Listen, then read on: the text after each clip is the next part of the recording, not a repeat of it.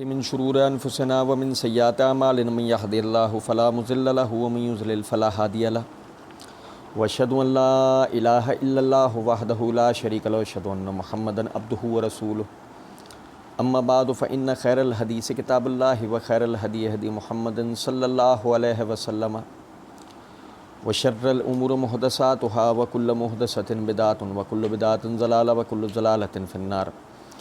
اعوذ باللہ السمیع العلیم من الشیطان الرجیم من حمزہ ونفخہ ونفثہ. بسم اللہ الرحمن الرحیم. اللہم صلی علی محمد وعلی آل محمد کما صلیت علی ابراہیم وعلی آل ابراہیم انک حمید مجید. اللہم بارک علی محمد وعلی آل محمد کما بارکت علی ابراہیم وعلی آل ابراہیم انک حمید مجید. رب اشرح لی صدری ویسر لی امری واحلل عقدۃ من لسانی یفقہوا قولی رب زدنی علما.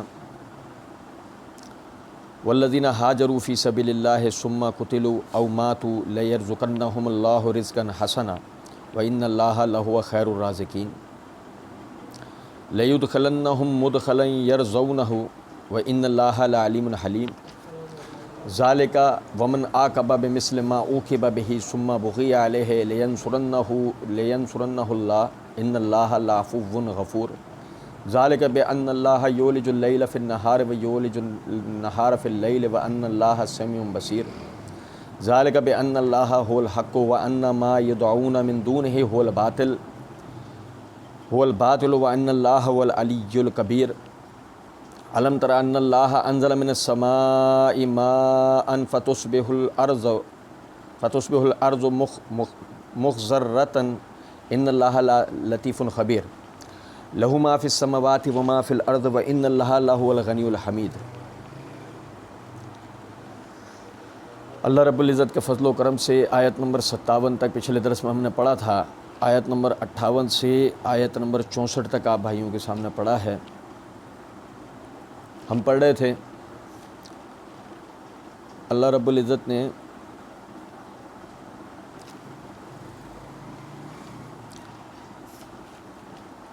پہلے تو آیت نمبر 39 کے اندر فرمایا، آیت نمبر 40 میں، 39 اور 40 دونوں میں، اذن للذین یقاتلون بانہم ظلموا وان اللہ علی نصرہم لقدیر للذین اخرجوا من دیارہم بغیر حق الا ان یقولوا ربنا اللہ. فرمایا کہ ان لوگوں کو جہاد کا حکم دے دیا گیا کہ جن لوگوں کے اوپر ظلم کیا گیا تھا، اور بے شک کہ اللہ یعنی ان کی مدد کے اوپر قدرت رکھتا ہے. یہ اس لیے کہ ان کو ان کے گھروں سے ناحق نکال دیا گیا صرف اتنا کہنے کے اوپر کہ ہمارا رب اللہ ہے. آپ دیکھیں کہ اس کو پڑھنے سے بھی پہلے ایک چیز میں آپ بھائیوں کے سامنے رکھتا ہوں. اسلام کی بہت ساری باتیں ایسی ہیں کہ جن پر عمل کرنے کے دوران میں شیطان ہمیں یہ وسوسے ڈالتا ہے، کبھی خود سے کبھی لوگوں کے ذریعے سے، کہ تم یہ کر رہے ہو، تمہارے کرنے کا فائدہ کیا ہے. حتیٰ کہ جب ہم تاریخ کا مطالعہ کرتے ہیں تو ہمیں یہ بات پتہ لگتی ہے، عثمان رضی اللہ تعالیٰ عنہ ہجرت کر رہے ہیں. ان کا سگا چچا ان سے کہہ رہا ہے کہ تو محمد کے کہنے کے اوپر اپنا گھر بار چھوڑ رہا ہے، اپنی جائیداد چھوڑ رہا ہے، تجھے اس کا فائدہ کیا؟ وہ کہہ رہے ہیں چچا اس کے بدلے میں میرے لیے جنت ہے. اللہ رب العزت نے فرمایا والذین ہاجروا فی سبیل اللہ ثم قتلوا او ماتوا لیرزقنہم اللہ رزقا حسنا. فرمایا اور جن لوگوں نے اللہ کے راستے میں ہجرت کی پھر شہید کر دیے گئے یا اپنی مدت پوری کر کے انتقال کر گئے، لیرزقنہم اللہ رزقا حسنا، اللہ رب العزت ان کو بہت اچھا رزق عطا کرے گا. یا رزق سے مراد جنت کا رزق ہے، جیسے کہ ہم پڑھیں گے. اب بظاہر اگر دیکھا جائے تو وہی بات آتی ہے کہ فائدہ کیا؟ وہی جو بات تھی کہ تم یہ سب کر رہے ہو، اس کا تمہیں فائدہ کیا؟ اللہ نے فرمایا فائدہ اس کا یہ ہے لیرزقنہم اللہ رزقا حسنا. اس کو اللہ رب العزت نے سورہ آل عمران کے اندر اس طرح بیان کیا وَلَا تَحْسَبَنَّ الَّذِينَ قُتِلُوا فِي سَبِيلِ اللَّهِ أَمْوَاتٌ بَلْ أَحْيَاءٌ عِندَ رَبِّهِمْ يُرْزَقُونَ فَرِحِينَ بِمَا آتَاهُمُ اللَّهُ مِنْ فَضْلِهِ جو اللہ کے راستے میں مارے جائیں انہیں مردہ نہ کہو، زندہ ہیں اپنے رب کے پاس اور روزیاں پاتے ہیں، خوش ہو اس پر جو اللہ نے اپنے فضل سے ان کو عطا کیا ہے، اور اپنے بعد آنے والوں کے لیے وہ خوشخبریاں دیتے ہیں کہ جو ان کے پیچھے انتظار کے اندر ہیں۔ آپ اندازہ کریں ذرا اس بات سے، اللہ رب العزت نے یہاں پر ان غریب پسماندہ پریشان حال لوگوں کو کہ جن کو ان کے گھروں سے نکال دیا گیا اسلام قبول کرنے کے نتیجے میں، اللہ رب العزت نے ان کو ڈھارس بندھائی، اور جب ڈھارس بندھائی تو اس وقت میں کیفیت یہ ہے کہ عثمان بن عفان، عبداللہ بن مسعود، ابو ذر غفاری، عمر بن الخطاب، ابو بکر صدیق، علی بن ابی طالب، یہ وہ حضرات ہیں کہ جب یہ نکل رہے ہیں تو ان کا پس منظر ہی کچھ اور ہے۔ کوئی ان میں سرداروں کا بیٹا ہے اور کوئی محض غلام اور چرواہا ہے، کوئی امیر ترین آدمی ہے تو کوئی غریب آدمی ہے۔ لیکن جب یہ لوگ مسلمان ہو کر یہ اللہ کے رسول صلی اللہ علیہ وسلم کے کہنے پہ انہوں نے ہجرتیں کر لیں، اللہ کے دین کے لیے اپنا گھر بار سب کچھ چھوڑ دیا، پھر جہاد کا حکم آیا، انہوں نے جہاد بھی کیا، اپنی جانوں کو بھی اللہ کے راستے میں دے دیا، کچھ ان میں سے شہید ہوئے، کچھ یہ آیتیں جب اتر رہی ہیں زندہ ہیں، وہ ان کے بعد شہید ہوں گے، کچھ ایسے ہیں کہ جو اس کے بعد بھی شہید نہیں ہوا، اور وہ اللہ نے جو بات کی او ماتو، انہوں نے اپنی مدت پوری کی اور ان کا انتقال ہوا۔ سب کے لیے اللہ کا ایک ہی وعدہ ہے، لَيَرْزُقَنَّهُمُ اللَّهُ رِزْقًا حَسَنًا، اللہ رب العزت ان کو رزق دے گا، یعنی اچھا رزق۔ اب چھوڑیں جنت کو، پہلے اسے دیکھیں کہ کیفیت یہ ہے۔ عثمان رضی اللہ تعالیٰ عنہ، پہلے ان کا صرف مکے میں گھر تھا، اب کیفیت یہ ہے کہ ان کا مکہ اور مدینہ دونوں میں گھر ہے۔ پہلے ان کا صرف مکے میں کاروبار تھا، اب ان کا مکہ اور مدینہ دونوں میں کاروبار ہے۔ عبداللہ ابن مسعود ایک معمولی چرواہا تھا، آج کیفیت یہ ہے کہ کوفے کا گورنر ہے، اپنی ذاتی جو بکریاں ہیں 40,000 بکریوں کے مالک ہیں۔ 40,000 بکریوں کا مالک کا مطلب آپ سمجھیں ان کا اپنا ذاتی دودھ کا گوشت کا بڑا کاروبار ہے، جبکہ وہ ایک ماضی میں ایک معمولی چرواہا تھا۔ مقصد اس بات سے بتانے کا کیا ہے، جب اللہ نے ان سے ان کی قربانی مانگی، ان کے وقت کی، ان کے مال کی، ان کی جانوں کی، ان کی صلاحیتوں کی، انہوں نے دیں، اللہ نے بدلے میں جو اللہ نے کہا ہے نا لئن شکرتم لازیدنکم، اللہ نے اپنی بات کو پورا کیا، اور اللہ نے ان کو دنیا میں ہی بہت اچھا رزق عطا کیا، جیسے کہ میں نے 2 مثالیں آپ بھائیوں کے سامنے رکھی۔ اور اللہ نے فرمایا وَإِنَّ اللَّهَ لَهُوَ خَيْرُ الرَّازِقِينَ، اور اللہ تو سب رزق دینے والوں میں سب سے بہترین۔ لَيُدْخِلَنَّهُمْ مُدْخَلًا يَرْضَوْنَهُ، اور البتہ وہ انہیں اس مقام میں ضرور داخل کرے گا جسے وہ پسند کرتے ہیں۔ آپ دیکھیں کیفیت یہ ہے، کچھ لوگ ان میں صرف اللہ کی رضا چاہتے تھے صرف، اور وہ اللہ کی رضا کو پہنچ گئے رضی اللہ عنہم ورضوا عنہ کے تحت۔ کچھ لوگ ان میں سے اللہ کی رضا کے ساتھ ساتھ اسلام کی فتح و نصرت دیکھنا چاہتے تھے، اللہ نے ان کو موت نہیں دی جب تک انہوں نے اسلام کی فتح و نصرت نہ دیکھ لی۔ وہ چاہے شہید ہو کے دنیا سے گئے ہوں، چاہے اپنی مدت پوری کر کے دنیا سے گئے ہوں، اللہ نے ان کو دکھایا وَرَأَيْتَ النَّاسَ يَدْخُلُونَ فِي دِينِ اللَّهِ أَفْوَاجًا، اور تم نے خود دیکھا کہ اللہ کے دین میں لوگ جوک در جوک داخل ہوئے۔ اللہ نے فرمایا لَيُدْخِلَنَّهُمْ مُدْخَلًا يَرْضَوْنَهُ، اللہ ضرور داخل کرے گا اس طرف انہیں کہ جسے یہ پسند کرتے ہیں۔ اور یہاں سے ایک نقطہ سمجھیں، بڑی غور طلب بات۔ سب سے پہلے تو سیاق کے اعتبار سے ہجرت کرنے والے، جہاد کرنے والے، اللہ کے دین کے لیے قربانیاں دینے والوں کی فضیلت کا آپ اندازہ کریں اس آیت کے اندر کہ اللہ رب العزت نے وہ جو علامہ نے اپنے شعر میں کہا ہے نا، خودی کو کر بلند اتنا کہ ہر تقدیر سے پہلے خدا بندے سے پوچھے بتا تیری رضا کیا ہے، وہ بات دیکھو کتنی واضح ہے۔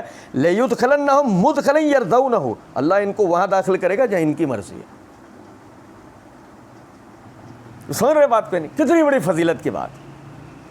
اور اسی کے ساتھ دوسری فضیلت دیکھیں آپ، دوسری بات جو ہے سمجھنے کی وہ ہے کہ صحابہ کرام رضوان اللہ علیہم اجمعین کے لیے جو اللہ نے کہا رضی اللہ عنہ ورضوا عنہ کی تصویر اللہ رب العزت نے یہاں بیان کی ہے، وہ اللہ سے راضی ہوئے، یہ تصویر اللہ نے بیان کی ہے کہ لِيُدْخِلَنَّهُمْ مُدْخَلًا يَرْضَوْنَهُ، اللہ ان کو جو یہ پسند کرتے ہیں وہ داخل کرا. بتاؤ صحابہ کرام رضوان اللہ علیہ مجمعین کی پسند کو اللہ دیکھتا ہے؟ یہ کتنی بڑی بات. وَإِنَّ اللَّهَ لَعَلِيمٌ حلیم، اور بے شک اللہ سب کچھ جاننے والا اور سب سے زیادہ بردبار ہے. ذالک ومن عاقب بمثل ما عوقب به ثم بغي علیہ لینصرنہ اللہ. اللہ نے فرمایا ذالک، بات اسی طرح ہے. ومن عاقب بمثل ما عوقب به، اور جس قدر ستایا، جس نے ان کو جس قدر ستایا اس قدر ہی یہ ستائے جائیں گے. ثم بغي علیہ لینصرنہ، اور پھر اس کے بعد جس سے بھی زیادتی کی گئی ہو اللہ رب العزت اس کی مدد ضرور کرے گا. آپ دیکھیں کیفیت یہ ہے کہ اگر ہم دیکھیں ایک وقت تھا اللہ رب العزت نے ان کی مدد کی، چھوٹے چھوٹے پرندے آئے، چھوٹے چھوٹے پرندوں نے ان کو نجات دلوائی ایک ایسے لشکر سے کہ جس لشکر سے لڑنے کی ان کے اندر طاقت نہیں تھی. ہاتھی ان کے لیے ایک بلا کا نام تھا. انہوں نے ہاتھی اپنی زندگی میں کبھی نہیں دیکھا، وہ ہاتھی دیکھ کے ڈر کے بھاگے تھے. اور اللہ رب العزت نے انہیں دکھایا، چھوٹے چھوٹے پرندوں نے اس ہاتھی والی پوری فوج کو ہلاک کر دیا. آپ سمجھیں، اب یہ ان کی مدد کر دی گئی. ایسا ان کے ساتھ دو وجوہات سے ہوا. پہلا، اللہ کی سنت یہ ہے کہ مستقبل میں انہی میں سے بطور رسول ایک شخص کو چنا جائے گا جو اس قوم کی، یعنی اس قوم کو اسلام کی دعوت دے گا. یہ قوم اللہ کی نمائندہ بن کر پوری دنیا میں اللہ کے دین کو لے کے صحراؤں میں، دریاؤں میں، بیابانوں میں، جنگلات میں، بستیوں میں، ملکوں میں، پہاڑوں پر، برفانی علاقوں میں یہ لوگ جائیں گے. اب پھر پرندے نہیں آئیں گے. یہ بھی پرندے آ گئے جب تمہارے پاس طاقت نہیں تھی. اب تم اپنی طاقت جمع کرو گے، اور جب تم اپنی طاقت جمع کرو گے اس کے بعد تم جاؤ گے، اس کے بعد تم اللہ کے دین کی خدمت کرو گے. جو تم میں سے سعادت مند اختیار کرے گا وہ ایسا کرے گا. ورنہ دو انصار کے معمولی لڑکوں نے ابو جہل کو قتل کر دیا. ابو جہل کہ جس کے اوپر مکھی بیٹھنے سے پہلے بھی 2 دفعہ سوچتی تھی کہ یہ ابو جہل ہے. مطلب آپ سمجھیں ذرا اس بات کو کہ کفار تو اس کو ابو الحکم کہتے تھے نا، فیصلے کی قوت رکھنے والا. سرداروں میں لوگ اس کو بڑے بڑے مسئلوں میں اپنے درمیان بطور حکم بٹھایا کرتے تھے اور اس کا طوطی بولتا تھا. میں آپ سے ایک مثال سے سمجھا رہا ہوں کہ مکھی بھی اس کے اوپر بیٹھنے سے پہلے 2 دفعہ سوچتی تھی کہ یہ ابو الحکم ہے. اب آپ سمجھیں کہ اگر وہ اسلام کو قبول کر لیتا تو جو عزت ابو سفیان کو ملی وہ عزت کس کو ملتی؟ ابو جہل کو بھی ملتی. دونوں ایک ہی قبیلے کے تو ہیں، وہ بھی بنو امیہ کا، یہ بھی بنو امیہ کا. اب بات سمجھیں میں، جو عزت ابو سفیان کو ملی بعد میں وہ عزت ابو جہل کو بھی ملتی. سمجھیں؟ اسی طریقے سے ابو لہب کو ابو لہب کہا ہی کیوں جاتا تھا؟ اصل میں عربی زبان میں لہب کہتے ہیں.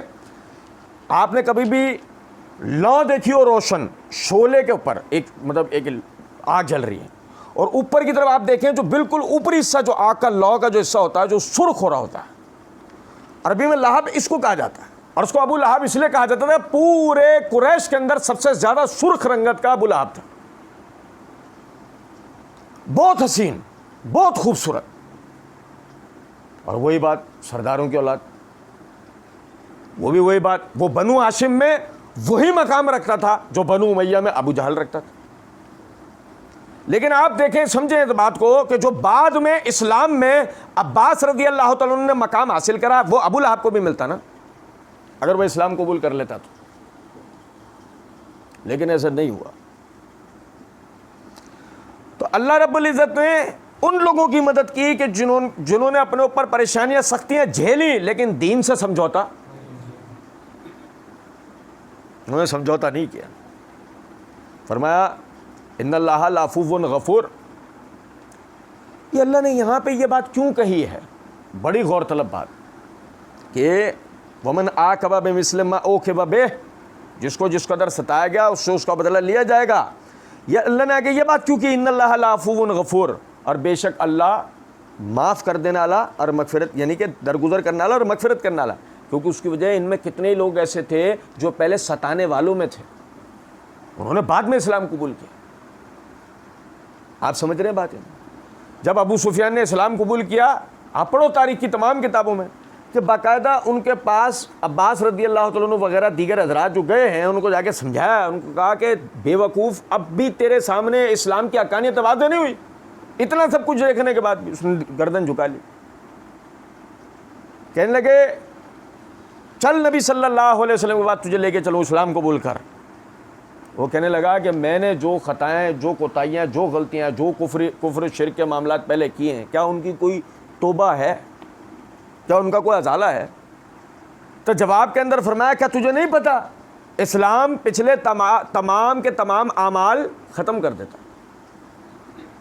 آپ دیکھو گا، ان اللہ لعفو غفور، بے شک اللہ درگزر کرنے والا اور مغفرت کرنے والا. پہلے جو ہو گیا ہو گیا. یہی وجہ ہے، ورنہ انصار اور مہاجرین کی اخوت کا کوئی سوال ہی نہیں پیدا ہوتا تھا، کیونکہ ایک طبقے نے دوسرے پہ ظلم کیا ہوا تھا. ماضی میں ایک طبقے نے دوسرے پہ ظلم کیا ہوا تھا، لیکن بعد میں جب اسلام قبول ہو گیا، بھائی بھائی بن گئے. تو اب کیا ہے؟ اب کیفیت یہ ہے کہ ان کے درمیان اخوت و بھائی چارگی کا معاملہ کیا ہے. اللہ نے فرمایا ذالک بأن اللہ یولج اللیل فی النہار ویولج النہار فی اللیل وأن اللہ سمیع بصیر. یہ سب بات جو گھومتی ہے نا، یہ سب بات، اس کا کوئی سیاسی پس منظر نہیں. آپ سمجھے میری بات؟ یہ سب بات جو گھومتی پھرتی ہے وہ اس ایک بات کے گرد گھومتی ہے جو اللہ رب العزت نے فرمایا للذین اخرجوا من دیارہم بغیر حق الا ان یقولوا ربنا اللہ. انہوں ان کے گھروں سے صرف اس لیے نکال دیا گیا کہ وہ اللہ کے بندے یہ کہتے تھے کہ ہمارا رب اللہ ہے. یہ سارا کا سارا معاملہ اللہ کے لیے چل رہا تھا. مسلمان سختیاں پریشانیاں جھیل رہے تھے تو کس وجہ سے؟ اللہ کے کلمے کی سربلندی کے لیے، اللہ کے دین کی سربلندی کے لیے وہ سب جھیل رہے تھے. اللہ نے یہاں پر یہ بات کی ذالک، یہ اس لیے ہے کہ اب بھی سمجھ میں آ جائے یہ بات، بأن اللہ یولج اللیل فی النہار ویولج النہار فی اللیل. اللہ رات کو دن میں داخل کر دیتا ہے اور دن کو. وأن اللہ سمیع بصیر، اور بے شک اللہ ہی سننے والا اور دیکھنے والا ہے. بھائی رات کو دن میں، دن کو رات میں داخل کرنے کا مطلب آپ سمجھیں. کئی مرتبہ پہلے بھی بات ہوئی ہے، سورج غروب ہو گیا، سورج ہمارے لیے غروب ہو گیا ہے، فصلیں لگائے ہوئے لوگوں کے لیے تشویش چھوڑ کر چلا گیا ہے. جن لوگوں نے فصلیں لگا رکھی ہیں ان کے لیے تو وہ تشویش چھوڑ کر گیا ہے جو غروب ہو گیا تھا. اب جب وہ صبح طلوع ہوگا ان کے فصلوں کے پکنے کا باعث ہوگا.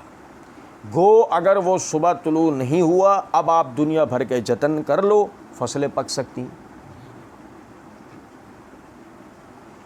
وہ ممالک کہ جو مصنوعی، یعنی کہ جن کے ہاں پر دریا نہیں پہنچتے، ندی نالے نہیں پہنچتے، وہ منجمد برف کو پگھلا کر پانی کو اسٹور کرتے ہیں اور استعمال کرتے ہیں.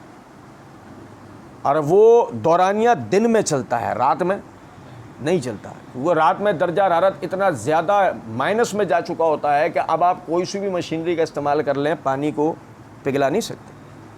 دن میں درجہ حرارت اوپر آ چکا ہوتا ہے، اور اوپر اس لیے آ چکا ہوتا ہے کہ سورج آ چکا ہوتا ہے. کس کے حکم سے؟ ذالک بأن اللہ یولج اللیل فی النہار ویولج النہار فی اللیل. یہ اس لیے کہ اللہ رات میں سے دن کو نکالتا ہے اور دن میں سے، سارا دورانی اللہ کے قابو. زمین اور آسمان میں کوئی ایسا نہیں ہے جو اس کیلکولیشن کے بارے میں جانتا ہو. فرمایا وَأَنَّ اللَّهَ سَمِيعٌ بصیر، اور بے شک اللہ ہی سننے والا اور. اس کو دونوں صفات کو آگے والی آیت کے ساتھ پڑھیں. اللہ نے فرمایا ذالک، اور یہ اس لیے بھی بأن اللہ هو الحق، بے شک وہ اللہ ہی حق ہے. وہ اللہ ہی کیا، کس معاملے میں؟ فرمایا وَأَنَّ مَا يَدْعُونَ مِن دُونِهِ هُوَ الْبَاطِلُ، اور یہ کہ جس کو بھی وہ اللہ کے سوا پکارتے ہیں سب باطل ہے. جس کو بھی وہ اللہ کے سوا پکارتے ہیں باطل. کیا ہے باطل؟ اصل میں وہ نہیں ہے، عقیدہ ہے. کیونکہ اللہ کے سوا جو پکارا گیا ہے وہ تو یسوع مسیح کو بھی پکارا گیا ہے، وہ تو مریم کو بھی پکارا گیا، وہ تو عزیر علیہ السلام کو بھی پکارا گیا، موسیٰ علیہ السلام کو بھی، ابراہیم اور اسماعیل کو بھی پکارا گیا. تو وہ باطل تھوڑی تھے. لیکن یہ عقیدہ باطل ہے تو فرمایا وَأَنَّ مَا يَدْعُونَ مِن دُونِهِ هُوَ الْبَاطِلُ، وہ جس کو بھی اللہ کے سوا پکاریں وہ کیا ہے؟ وہ عقیدہ باطل ہے. کیونکہ تم رزق میں فراخی کی، رزق پہنچنے کی دعا کرو گے ان سے، وَأَنَّ اللَّهَ لَهُوَ خَيْرُ الرَّازِقِينَ، اور بے شک اللہ ہی سب سے بہترین، کیونکہ جس سسٹم سے رزق تمہارے پاس پہنچے گا وہ سسٹم کنٹرول میں کس کے ہے؟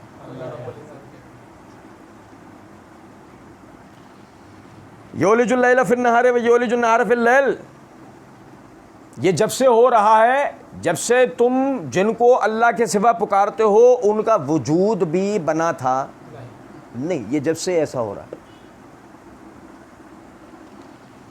اب جب یہ عقیدہ باطل ہے تو عقیدہ حق کیا ہے؟ وَأَنَّ اللَّهَ سَمِيعٌ بَصِيرٌ وَأَنَّ اللَّهَ هُوَ الْعَلِيُّ الْكَبِيرُ. دیکھو سب سے پہلے تو یہاں سے دیکھو، وَأَنَّ اللَّهَ هُوَ الْعَلِيُّ الْكَبِيرُ، بے شک وہ اللہ کیا ہے؟ علو رکھنے والا. سبح اسم ربک الاعلیٰ، اس کا علی ہونا اس کا اعلیٰ ہونے سے ہے. سبح اسم، اپنے رب کی پاکی کو بیان کر کہ وہ کیا ہے؟ وہ کیا ہے؟ تمام مخلوقات سے بلند تر، تمام مخلوقات سے سب سے اعلیٰ. ضد ہے اسفل کی، اعلیٰ ضد ہے اسفل. اسفل کہتے ہیں سب سے نیچے کو، اعلیٰ کہتے ہیں سب سے اوپر کو. جب اعلیٰ لفظ استعمال ہو مطلب کیا ہے کہ وہ اپنی مخلوقات میں سب سے زیادہ بلند ہے. کس اعتبار سے؟ مرتبے سے. وہ آگے کی صفت میں آ گیا کبیر، مبالغے کا صیغہ، سب سے بڑا، یہ ہو گیا مرتبہ. وَأَنَّ اللَّهَ هُوَ الْعَلِيُّ الْكَبِيرُ، یہ ہے اس کی صفت کہ وہ اپنی مخلوقات میں سب سے زیادہ بلند ہے، سب سے زیادہ بلند. کیا مطلب ہے اس بات کا؟ جب وہ سب سے بلند ہے مخلوقات میں سے کوئی اس تک رسائی نہیں رکھ سکتا. اب بات نہیں سمجھے؟ اللہ نے یہ بات کیوں بیان کیا؟ مخلوقات کو اس تک رسائی نہیں رکھتے. جب رسائی نہیں رکھتے کون سی سفارش، کون سے واسطے وسیلے؟ ختم. مخلوق تو رسائی رکھتے ہی نہیں ہے اس کی طرف. تو پھر یہ کیا ہے؟ وہ بِأَنَّ اللَّهَ هُوَ الْحَقُّ، بے شک وہ اللہ ہی حق ہے. وَأَنَّ مَا يَدْعُونَ مِن دُونِهِ هُوَ الْبَاطِلُ، وہ اللہ حق ہے، اس کے سوا جس کو بھی پکارا جائے عقیدہ باطل ہے. بات یہ ہے کہ اصل تو یہ دعا ہے کہ جس کے لیے فرمایا وَإِذَا سَأَلَكَ عِبَادِي عَنِّي فَإِنِّي قَرِيبٌ، جب آپ سے بندے میرے متعلق سوال کریں آپ کہیں کہ میں ان کے قریب ہوں. اجیب الدعوۃ الداعی اذا دعان، یہ ہے قریب ہونا، کہ جب کوئی پکارنے والا مجھے پکارتا ہے میں اس کی پکار کو سنتا ہوں. اور یہ آگے اوپر والے آتے وَأَنَّ اللَّهَ سَمِيعٌ بَصِيرٌ، وہ اللہ ہی سننے والا اور یہ ہے، وہ اپنی مخلوقات سے بلند ترین ہے. مخلوق میں سے کسی کی اس تک رسائی نہیں. جبھی تو دیکھو نا اس نے پاگل پنے میں جملہ بولا تھا فرعون نے، اے حامان میرے لیے اتنی اونچی عمارت تعمیر کر میں اس پہ چڑھ کے جھانک کے موسیٰ کے رب کو دیکھ سکوں. جبھی تو اس نے بات بولی تھی.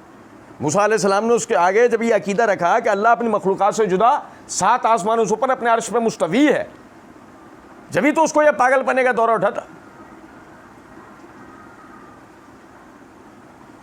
وَأَنَّ اللَّهَ الْعَلِيُّ الْكَبِيرُ، وہ اللہ سب سے بلند اور سب سے بڑا ہے.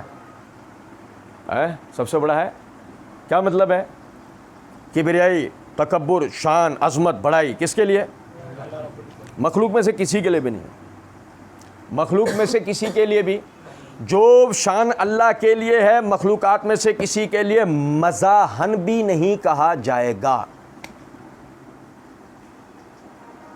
بھولے سے منہ سے نکل گیا توبہ ہوگی. بھولے سے منہ سے نکل گیا کیا ہوگا؟ توبہ ہوگی. کیونکہ یہ شان کس کی ہے؟ اللہ کی. آپ سمجھیں. وَأَنَّ اللَّهَ سَمِيعٌ الْبَصِيرٌ، بے شک اللہ وہ اللہ سننے والا اور دیکھنا سننے والا. إِنَّ اللَّهَ يُسْمِعُ مَن يَشَاءُ وَمَا أَنْتَ بِمُسْمِعٍ مَّن فِي الْقُبُورِ. ان اللہ یسمع من یشاء، اس کا سمیع ہونا یہ ہے، اس کا سمیع ہونا یہ ہے. سنو ذرا بات. ان اللہ سمیع، ہم میں سے جو بھائی میڈیکل کے طالب علم ہیں وہ اس بات کو اچھی طریقے سے جانتے ہیں. اصل میں سنی جانے والی چیز ہے آواز. سنی جانے والی چیز کیا ہے؟ آواز. سنی جانے والی چیز کیا ہے؟ آواز. اور سنی جاتی کیسے ہے؟ جیسے میں مثال دوں آپ کو ایک چھوٹی سی بات، تو توجہ سے سنیے گا. پانی پی کے آئیں، بات کو توجہ سے سنیے گا. طوطا آواز نکالتا ہے، ایک جھینگر آواز نکالتا ہے، ایک مینڈک آواز نکالتا ہے، الو آواز نکالتا ہے، چینٹی نہیں، چینٹی آواز نہیں نکالتی. میں نے سورہ نمل میں بتایا تھا، آپ سمجھیں ذرا اس بات. اب یہ کوا وغیرہ یہ جتنے بھی ہیں یہ سب آواز نکالتے ہیں، لیکن ہدہد کی نسل کا جو جانور ہے بلو برڈ، وہ چونچ مارتا ہے لکڑی میں اور اس سے آواز نکالتا ہے. اس کی اپنی ذاتی آواز ہے لیکن بہت کم لوگوں نے سنی ہے. وہ آواز نکالتا ہے میٹنگ کے وقت بھی، جب اس کا وہ زمانہ آتا ہے میٹنگ کا، جوڑ کا، اس وقت بھی وہ لکڑی میں مخصوص چونچ کو اپنے مار کے مخصوص انداز میں ایک آواز بناتا ہے، وہ اپنی طرف مادہ کو مائل کرنے کے لیے. ہم یہ ساری کی ساری چیزوں کو جب آواز بولتے ہیں تو مطلب یہ ہے کہ ہم ان کو سننے میں کامیاب ہو گئے تو آواز بولتے ہیں، اور جب ہم کہتے ہیں کہ چینٹی میں آواز نہیں ہے تو مطلب ہم آج تک کسی بھی طرح سن نہیں پائے. ہر طرح کا آلہ ایجاد کرنے کے باوجود بھی آج تک ڈولفن کی آواز نہیں سن پائے. لیکن ہم یہ بات جان گئے ہیں کہ وہ کمیونیکیشن کرتی ہیں، 2 چونٹیاں بھی کرتی ہیں، 2 ڈولفن بھی کرتی ہیں، ہم یہ جان گئے. تو اس کے لیے ہم نے ایک تھیوری بنائی ہے کہ یہ دونوں جو نا سگنل چھوڑتے ہیں اپنے دماغ سے، اور دوسری جو اسی کی نو کا جاندار ہے اس سگنل کو کیچ کر کے سمجھتا ہے یہ بول رہا ہے. اب یہ تھیوری جو ہم نے بنائی، ٹھیک ہے یہ ہو سکتا ہے حقیقت بھی ہو، لیکن مطلب یہ ہے کہ آواز جو ہم نے سن لی اس ہم نے جان لیا کہ یہ کیا ہے، یہ آواز. سورج پہ 1 سیکنڈ میں ہزاروں دھماکے ہو رہے ہوتے ہیں، اور اس میں بعض دھماکوں کی جو آوازیں ہیں وہ اتنی بھیانک ہیں، اتنی بھیانک کہ اگر وہ آواز ہم تک پہنچ جائے تو سیکنڈوں میں ہمارا دل پھٹ جائے، ہماری دماغ کی شریانیں پھٹ جائیں. وہ اتنی خطرناک آواز ہے کیونکہ آواز اصل میں پریشر دیتی ہے، آواز ایسے دباتی ہے. آواز میگنیٹک سگنلز ہیں نا، وہ ایسے دباتے ہیں. اس کا بہت زور کا پش کیا کرے گا، آپ کے اندر جتنی کمزور چیزیں ان کو نقصان پہنچا دے گا، آپ کی شریانیں پھاڑ دے گا، آپ کے دل. قوم سمود کے ساتھ یہی تو ہوا تھا، جو فرشتے نے چنگاڑ ماری تھی اور وہ سب ہلاک ہوئے تھے. آپ سمجھے ذرا اس بات کو کہ یہ جب ہم نے آوازیں سنی، جن کو ہم نے پہچان لیا کہ آوازیں ہیں، یہ ہوا کیا ہے کہ ہم چیٹی کی آواز نہیں سن سکے، ان کی سن لی. اللہ نے ہمیں سنوائی ہے.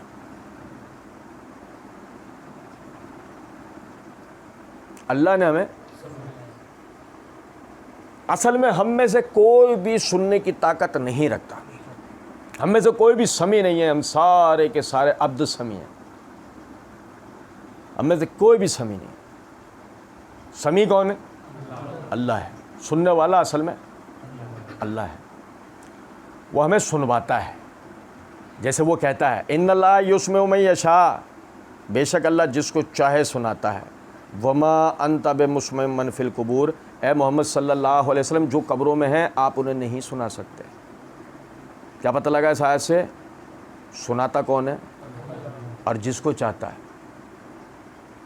جس کو چاہتا ہے. کہ چونٹی بول رہی ہے اور سلیمان سن رہے ہیں، سلیمان بول رہے ہیں اور چونٹی سن رہی ہے. ہدہد بول رہا ہے اور سلیمان سن رہے ہیں، اور سلیمان بول رہے ہیں اور ہدہد سن رہا ہے. ان اللہ یسمع من یشاء، بے شک اللہ جس کو چاہے سناتا ہے. ہم میں سے کوئی بھی سمیع نہیں. اب دیکھو نا کتنی بڑی بدبختی ہے کہ میں غیر اللہ کو پکار رہا ہوں. وہ جو دنیا میں ہی نہیں رہے، جن کا انتقال ہو چکا ہے، میں انہیں پکار رہا ہوں. ہے وما انت بمسمع من فی القبور، زندہ بھی ہوتے تو نہیں سنا سکتے تھے. یا تو معاملہ یہ ہو گیا کہ وما انت بمسمع من فی القبور، جو قبروں میں انہیں تو سنا ہی نہیں سکتے الا ان یشاء اللہ. وہ جیسے کہ پہلے اللہ نے کہا ان اللہ یسمع من یشاء. بدر کے مقتولین کنویں میں رسول اللہ صلی اللہ علیہ وسلم کی آواز سن رہے، کس نے سنا؟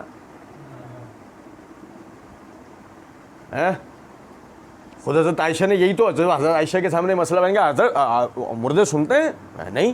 وہ جو اللہ کے رسول صلی اللہ علیہ وسلم نے جو ہے وہ بدر کے مقتولین سے بات کی، فرمایا کیا تم نے قرآن کی آیت نہیں پڑھ رکھی، ان اللہ یسمع من یشاء، بے شک اللہ جس کو چاہے سناتا ہے. اور جو نبی صلی اللہ علیہ وسلم نے فرمایا وَأَنَّهُ لَيَسْمَعُ الْآن، یہ اس وقت سن رہے ہیں، یہ اس وقت. یہی تو وجہ ہے پھر جب منکر نکیر آتے ہیں، اس کے حدیث میں کیا الفاظ ہیں کہ اس کے لواحقین دفنا کے 40 قدم تک جاتے ہیں، اس کے بعد منکر نکیر آتے ہیں. 40 قدم تک جاتے ہیں کا مطلب کیا ہے؟ یہ 40 قدم اس سے سنوائے جا رہے ہوتے ہیں نا. دنیا آہستہ آہستہ تجھ سے دور جا رہی ہے، تیرا باپ تجھ سے دور جا رہا ہے، تیری ماں تجھ سے دور جا رہی ہے، تیرے بھائی تجھ سے دور جا رہے ہیں، تیری بہنیں تجھ سے، تو تیرے دوست تجھ سے دور جا رہے ہیں. دیکھ قدم با قدم جا رہے ہیں. دیکھ یہ دیکھ آوازیں کمزور ہونا شروع ہو گئیں، 20ویں قدم کے بعد اور کمزور، 30ویں قدم کے بعد اور 40ویں کے بعد قبرستانی خالی. اب کون بچا؟ بچا تجھے 30 40 بچائیں گے؟ کون بچائے گا تجھے؟ تیرے اعمال کر کے لا. منکر نکیر تو وہ بھی نہیں پوچھیں گے. منکر نکیر نے تو سیدھے سے 3 سوال کر لینا ہے، بات اس کے بعد ختم ہو جانی ہے. اللہ رب العزت نے فرمایا ان اللہ سمیع بصیر، بے شک وہ اللہ ہی سننے والا اور دیکھنے والا کون ہے؟ بصیر اللہ ہے. ہم میں سے کوئی بھی بصیر نہیں ہے، ہم میں سے کوئی بھی بصیر. آنکھ کا لینس سے ویو اصل میں کچھ بھی نہیں ہے. ویو کوئی دنیا میں منظر ہی نہیں، کوئی ویو نہیں، کوئی کچھ بھی، کوئی چیز نہیں ہے. اصل میں روشنی اپنے اندر ایک میسیج لے کر آئی ہے، آپ کی آنکھ کے پردے کے پاس آئی، آنکھ کے پردے نے اس کو اپنے اندر جذب کیا، میسیج کو الگ کیا اور اسے دماغ کی میموری میں بھیجا. میموری نے اس کو ریڈ کر کے آپ کو بتایا کہ آپ اس وقت آصف بھائی کو دیکھ رہے ہو، آپ اس وقت کتاب دیکھ رہے ہو، آپ اس وقت ایک پہاڑ دیکھ رہے ہو، آپ اس وقت ایک درخت دیکھ رہے ہو، آپ ہرا رنگ دیکھ رہے ہو، آپ لال رنگ دیکھ رہے ہو، آپ پیلا رنگ دیکھ رہے ہو. اور سمجھیں ذرا اس بات کو، اگر مثال کے طور پر ایک آدمی کو کالا رنگ، پہاڑ یا کتاب اس کو نہیں پتہ ہو، بچپن میں پیدا ہوتے ہم نے لے جا کے اس کو دنیا کے ایک کونے میں سرنگ کے اندر چھپا دیا، اس کو وہاں سے باہر نکلنے نہیں دیا. 20 سال ہو گئے، 20 سال بعد وہ باہر آیا، 20 سال 25 سال 30 سال بعد باہر آیا. اب اس کے آگے پہاڑ، کتاب، یہ سب چیزیں اس کے آگے آپ رکھیں، وہ گھبرائے گا، پریشان ہو جائے گا، سوالیہ نگاہوں سے ہر چیز کو دیکھ رہا ہوگا. پوچھو کیوں؟ منظر تو اس کے سامنے ہے مگر اس کا دماغ نہیں جانتا یہ کیا چیز ہے، لہٰذا اس منظر کو وہ ریڈ ہی نہیں کر پا رہا کہ یہ کیا دیکھ رہا ہے مگر دیکھ پا رہا.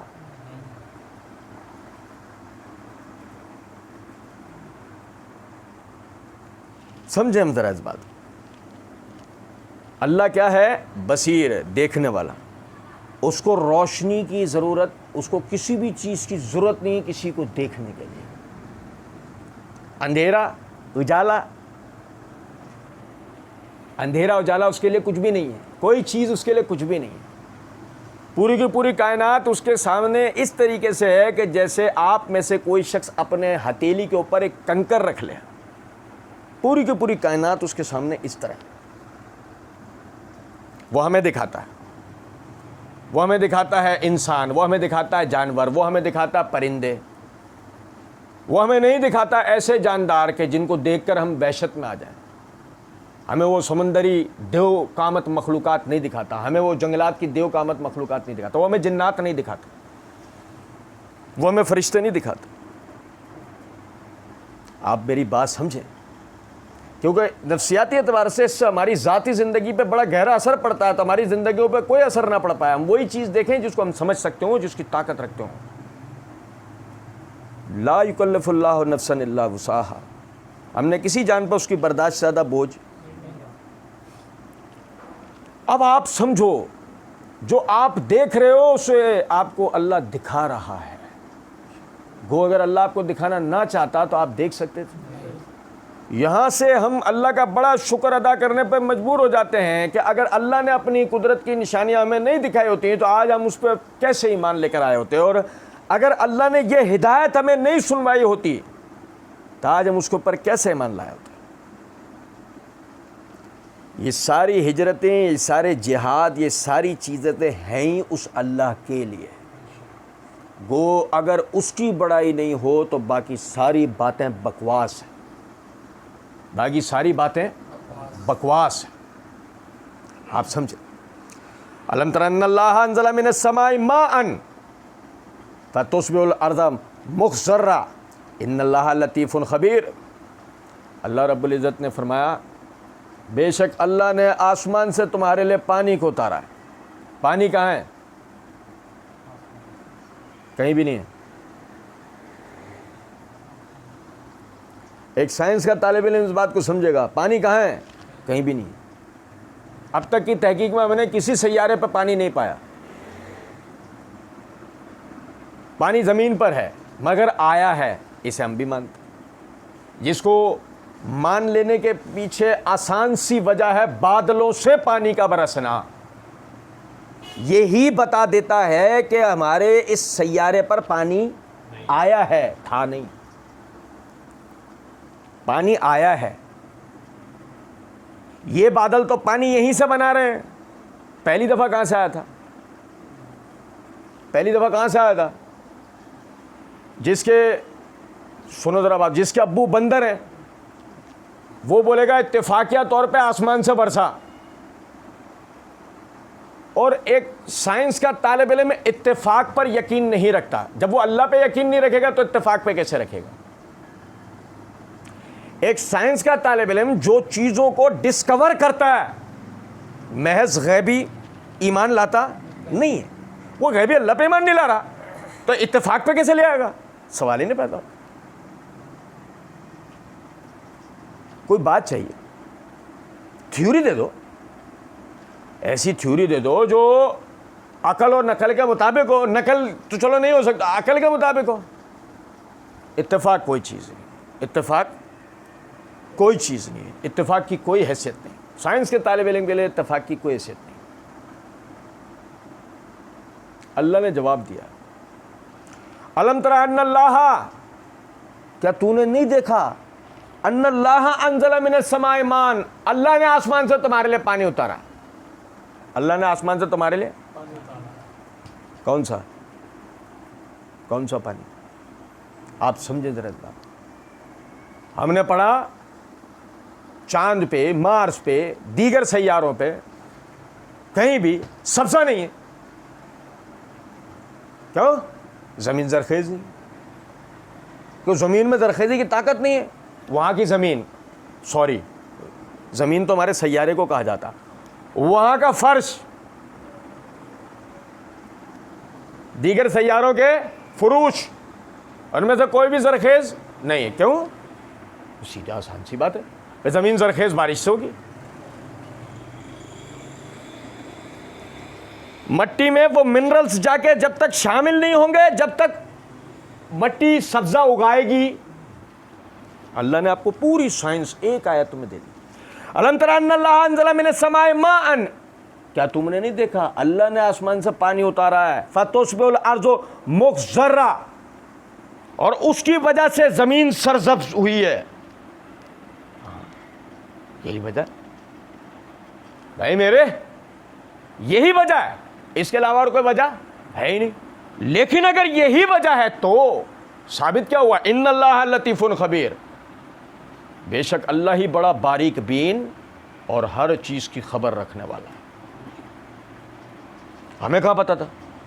ہم تو آج تک ڈھونڈ رہے، ہمیں آج تک دنیا کے باہر کہیں بھی نہ پانی ملا نہ سبزہ۔ زندگی گزارنے کے لیے، انسانی زندگی کے لیے، آپ سمجھیں ذرا اس بات کو، آپ میں سے جن بھائیوں نے مچھلی پالی ہے، میرین فشز، ایکواریم دیکھا ہے؟ ایکواریم ہوتا ہے، میرین فشز، میٹھے پانی کی مچھلیاں ڈالی ہیں۔ آپ نے پانی کو برابر رکھنا ہے، لیول اس کا آکسیجن لیول مینٹین رکھنے کے لیے پانی کو برابر رکھنا ہے، اس کی لمبائی کو کم رکھنا ہے، چوڑائی کو زیادہ رکھنا ہے تاکہ ہوا اس پہ زیادہ آ سکتی ہو۔ لیکن آپ کو پتہ ہے آپ بند گھر میں رہتے ہیں, ہوا کا اتنا آپ کے یہاں سلسلہ نہیں ہے, تو آپ نے اس کے لیے آکسیجن مشین لگانی ہے, اس کے اندر نیچے گریول بچھانا ہے, اس کی یعنی فیڈ لانی ہے, مخصوص قسم کی فیڈ دینی ہے, اور اس کو مقدار کے برابر دینی ہے. مقدار سے زیادہ دے دی اس کو فوڈ پوائزن ہو سکتا ہے, مقدار سے کم دے دی وہ بھوک سے مر سکتی ہیں. پانی وقت پہ چینج نہیں کیا اس کو کھال کی بیماری ہو سکتی ہے, پانی چینج نہیں کیا اسے جوئیں لگ سکتی ہیں.